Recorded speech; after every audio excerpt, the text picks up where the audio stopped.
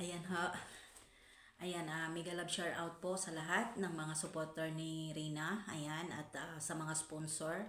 Ayan, mega mega love shout out po. At sa lahat-lahat ng mga viewer, subscriber. Ayan po. Ayan, mega love shout out po, no? At ngayon po gagawa po ako ng video na para po sa lahat. Dahil mayroon pong nag-comment sa akin, tapos may nagme-message po sa akin na ano daw, basta po, ayan, mega love shout out sa lahat. Ayan, sana po ay magka-ano na po tayo, nawa po ay ngayong Pasko po ay maging mabuti, maging maayos po tayong lahat, lalo na po dyan sa Pilipinas, no? Ayan. At syempre po, at please po like, share, and subscribe sa aking YouTube channel, Hasa 26 TV, no? At ngayon, at mayroon po akong konting message, no? Nalulungkot po ako sa nag-message sa akin. 5 sila na solid supporters ko daw sila. At syempre po doon po kay Rina. No? At proud daw po talaga sila sa akin dati na grabe makipag-alaban. Ako lang po daw talaga yung tipong defender ni Rina dito na nakipaglaban, namurahan, si ganito, mga quinces pa po daw. Pero ngayon daw, ano daw po ang nangyayari? At bakit po ba parang nagbago ako na binago ko daw yung aking ugali. Okay, ugali. Ako ayaw ko po sanang hindi naman po ako bumitaw kay Rina sa pag-depend, no, mga palangga, no? Ayan, sa tao pong nakasuporta sa akin, no, at sa lahat-lahat, no, sa inyong kaalaman. Hindi naman po talaga ako bumitaw kahit pa po ano ang mangyari. Kahit ay wala pa pong nagbigay sa akin ng mga update kung ano po ang nangyayari or ganito ganyan. Pero alam ko po alam ko po na si Rina po ay nasa dait na po. Ayan, at siyempre nakita po natin nandyan po siya at nandyan naman po yung kanyang nanay at ang kanyang pamilya. Pero ito lang po ay wala na po akong alam sa mga nangyayari. Ang pinakalas ko po talaga na nalaman ay nandyan na po sila sa nandyan na po sila sa Daet at bumalik na po. At yun na nga po ay nandyan na po sila at hindi na po yan sila babalik ng Maynila. Wala na po yung, tapos na po ang check-upan ng dalaga. Ayan, at iyan na po. At ano naman po yung, hindi ko alam kung ano nangyayari. Basta nandyan na po. Tapos na yung check-up ni Rina at hindi na po sila babalik ng Maynila. At syempre babalik naman po siguro kung mayroon pong mga sponsor na kung ano naman po yung nila, ang tawag nito ano na naman po ni Rina. Ayan. At dito po, kaya naman po ako naglalaylo dahil ayaw ko po masaktan ang bawat panig. Kaibigan ko po dito sa kabila, kaibigan ko rin po dito ang Rina's Community. Saan po ba tayo nagsimula? Hindi po ba sa Rina's Community? Dahil po kay Rina. Ang iniidolo po natin dito si Rina, 'di ba?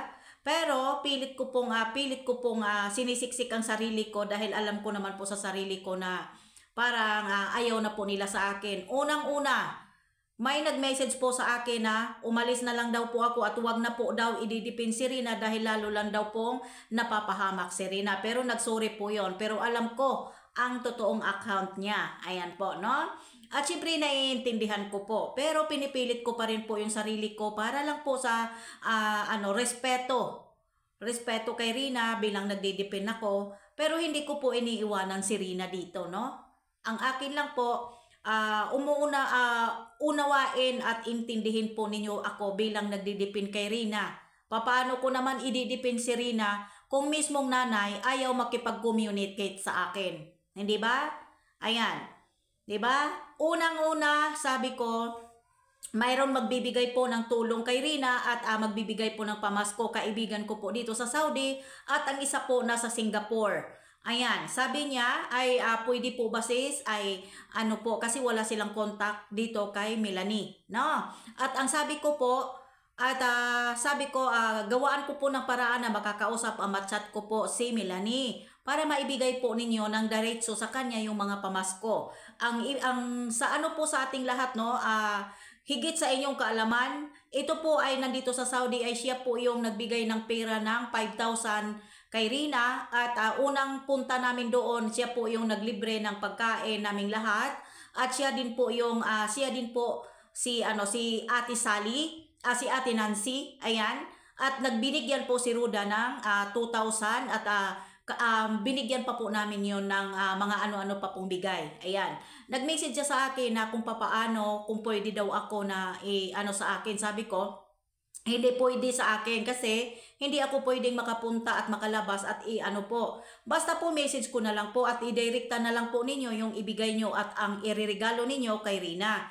At maghanap ako ng paraan at makakausap ko po si Ate Milane. Pero sad to say kasi po ay hindi po niya ako nireplyan pero binabasa po niya yung message ko. Ayan, hinintay ko siya ng 2 araw, 3 araw, pero sa pagka-3 araw po ay nirestrict at binlock ko na lang po si Milane. Anong silbi? 'Di ba? Anong silbi na mananatili kaming mananatili sa friend ng Facebook kung hindi naman po siya nagre-reply sa mga tinatanong ko? Ibig sabihin, ayaw niya sa akin at ayaw na niya, hindi na niya kailangan po yung tulong at mga regalo na kailangan po sa kanyang anak. Yan po ha. At yan po kung bakit po, para maiintindihan po ninyo. Nananatili pa rin po ako na magdidepend kung mayroon pong baser si Rina dito sa aking comment section. Ayan, pinipilit ko pa rin siyang i-depend. Pero about naman po sa mga sa mga update hindi ko na po alam. At ang sabi ko po, punta po kayo sa live ni Ma'am Ruinem at Rina's Community. Doon po kayo makakahanap po ng mga update sa dalaga at lalong-lalo na po kay LMG Official. Yon po ang sinabi ko sa inyong lahat. Ayan po, no? At ito po, kaya ko naman po ay parang naglaylo na po ako, no? At hindi ko naman po iniiwan si Rina. Respeto ko po sa kanila.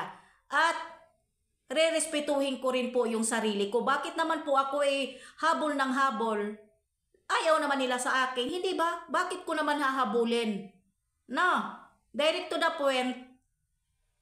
Bakit naman po ako maghabol? Sariling YouTube ko to. Pwede ko naman po siguro maano po natin ang aking YouTube. Basta yun lang po masasabi ko mga palangga. Kung yung gusto niyo kong panoorin or gusto niyo akong suportahan, please lang po, huwag ninyo akong ibas, huwag ninyo akong mag-comment kung ano-ano. Kung ayaw lang ninyo akong panoorin, okay lang po yan. Tinatanggap ko at nire-respeto ko. Pero huwag lang po kayong ano po kung ano-ano. Kasi po, intindihin at unawain po ninyo ako mga langga. Ayan no, kasi po, at ako po ay talagang nasaktan po ako dahil hindi ako pinapansin mismo po ng ating nanay ng ating idol, no, na si Rina. Na mayroon po akong itatanong, sana kung tatanggap or pwede o saan pa po ba talaga magpapadala or pwede pa po or totoo po ba na hindi natatanggap ng tulong kay Rina that time. Pero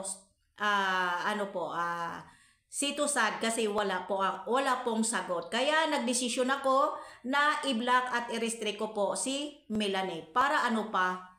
'Di ba? Hindi naman tayo nire-respeto bilang depender ni Rina.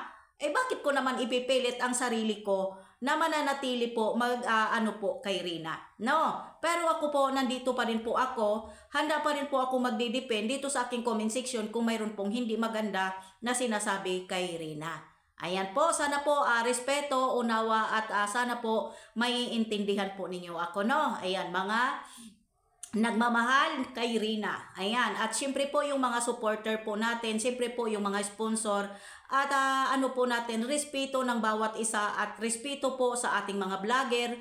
Ayan po. No, ayan. Maraming salamat po sa lahat. At syempre po, mega love shout out po kay Ate Ason, ayan, Japan Charity Group, ayan, Ilongga Group, ayan, Kaagapay Group, mega love shout out po sa inyong lahat, ayan, Ma'am Juliet Dicker, Ma'am Lisa Palikpik, ayan po sa lahat po kayo dyan. Ayan, Ma'am Merin, hello po, mega love shout out po sa inyong lahat. At syempre po dito po sa Rina's Community, ayan, at syempre po kay Ruinem, LMG Official sa lahat-lahat, ayan, suportahan po natin lahat yan, ayan. At maraming salamat sa lahat-lahat ng mga sumusuporta at sa masasayang samahan, masasayang natin kwentuhan sa mga samahan natin sa social media. Ayan. Ayan po, I love you all. Merry Christmas, advance Merry Christmas sa ating lahat. And God bless. And Happy New Year. I love you all. At sa taga Cebu City, I love you so much po. Ayan, Masumba Dance kay Tita Palang at kay Tita Linda Tampos. I love you so much and God bless. Tuloy lang po. Ayan. Hanggang dito na lang. Bye.